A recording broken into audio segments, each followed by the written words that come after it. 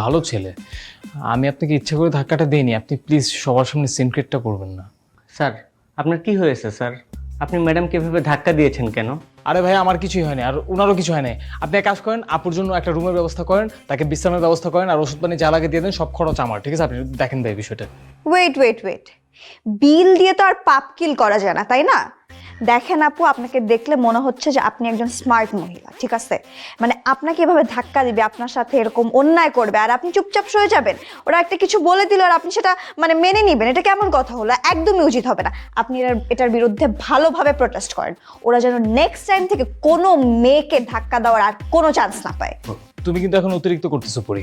আমি কাদায় পড়ে গেছি বলে তুমি আমাকে কাদা ছিটিয়ে তারপর দৌড় দিয়ে চলে যাবা, পরিণাম কিন্তু ভালো হবে না।